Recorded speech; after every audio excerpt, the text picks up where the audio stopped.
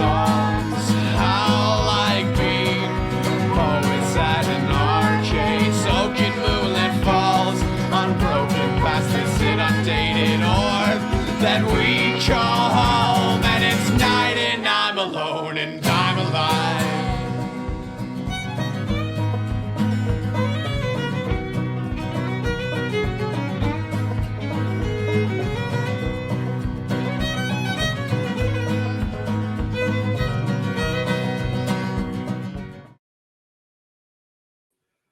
Welcome to the Talkin VAWLS Network. My name is Boogie Bentley. Just wanted to do a quick little recap video of today's open practice inside of Neyland Stadium. Looked like the weather, started off pretty nice. Then the rain started to come in just a little bit later. But I think I saw there was around 1,500 to 2,000 people in attendance. Not sure if that's been confirmed or what that exact number was. But look, this was a great idea by Josh Heupel and this coaching staff.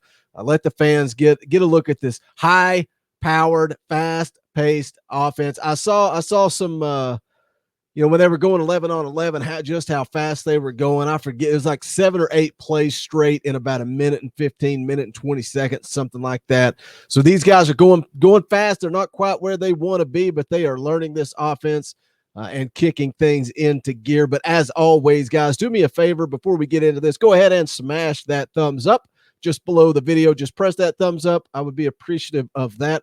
Also, go ahead and subscribe to the channel. And if you want to be notified, click that little bell beside subscribe, and you'll get notifications when we drop new content or when we do go live, which we plan to do tomorrow at 5 p.m. Eastern time. So tune in. If you've never been a part of the live show, it's a lot of fun. We're going to break it down and talk about these first 3 weeks of spring practice. We're going to talk about this quarterback competition, all kinds of news and notes to discuss.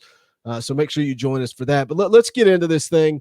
Again, sounds like business as usual for this football team as they stepped inside of Neyland Stadium. They opened up with some corrections on defense from the scrimmage they had Thursday, some alignment issues, some assignments, and then also the offense did some walkthroughs with Hendon Hooker leading the way as QB number 1, and then they split up to go through some drills and individual work.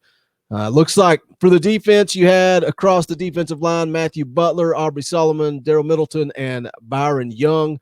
At linebacker, Morgan Joseph, Garland, and also Page. And then in the secondary, you had Alontae Taylor, Kenneth George, and Warren Burrell repping as the corners. Jalen McCullough, which was interesting, working that nickel position. And a guy that's gotten, a lot of praise. I've seen his name mentioned a lot this spring. Working at safety, and that's Tamarian McDonald. And he was beside Trayvon Flowers at safety.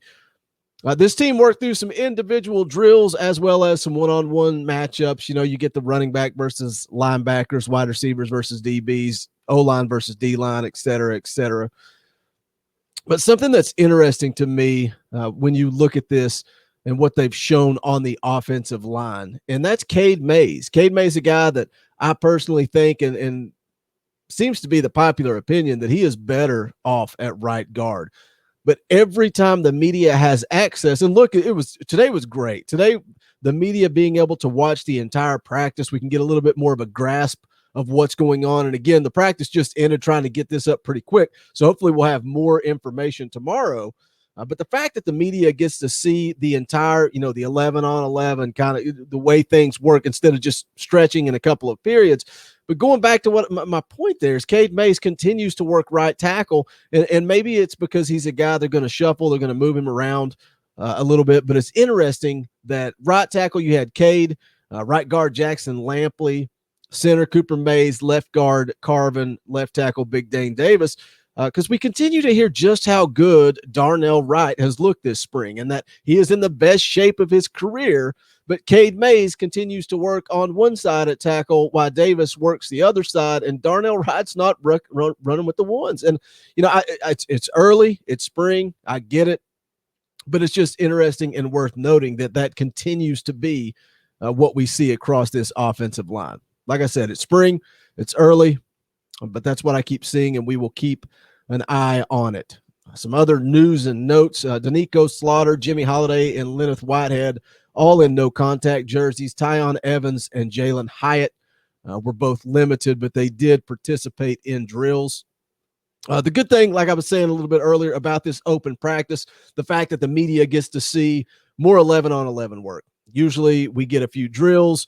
We see, well, who's going first, and then we start assuming that they're with the ones and who's with the twos. But it's good to see full regular football, real football, not drills, not hitting a sled, not footwork stuff. No, real 11 on 11 football. And to absolutely nobody's surprise, sounds like the offense took it to the defense today. They lined up for 11 on 11 work in the red zone. And for this particular drill, your quarterback order was again Hendon Hooker, Brian Maurer, and then Harrison Bailey. Hooker made some nice throws. Cedric Tillman made some athletic catches today. And Tillman is a guy that seems to be attacking his opportunity this spring. You know, all the hype is around Velus Jones, and all the hype is around Jalen Hyatt. Jimmy Callaway has created so much buzz around his name this spring. But Tillman's a guy that seems to get mentioned in every practice report as a guy that is just showing up, making catches, making plays quietly in the background. And it's going to be interesting for me to see just how they use him this fall, if he's going to be able to work his way into this starting rotation. Even look at a guy like Malachi Weidman, who I don't know that if he was dressed, I didn't see his name mentioned today in the practice report. So again, this team has some talent when you look at that wide receiver room, but it's nice to see a guy like Tillman putting in work and getting his name mentioned in these practice reports. In the run game, sounds like the defense really, really struggled today. And we're talking good on good, right? We're talking Vol versus Vol. So this is the defensive unit that bad, or is the O-line and the running back room that good? Jalen Wright's a guy that continues to get praise. Jerry Mack talked about his issues in pass protection, and that could impact some of his playing time. But as far as a pure runner, he's shown some flash, good speed, the ability to make guys miss at the second level. And then you got D. Beckwith, who continues to get a lot of hype.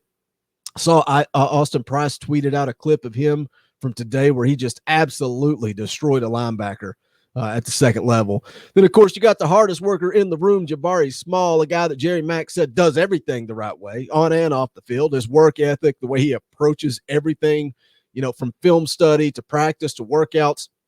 He's the leader of what I think could be a pretty solid running back room. And you've also got T. Hodge, who showed some hard running today. Honestly, I don't know where Lennox Whitehead will fit into this group.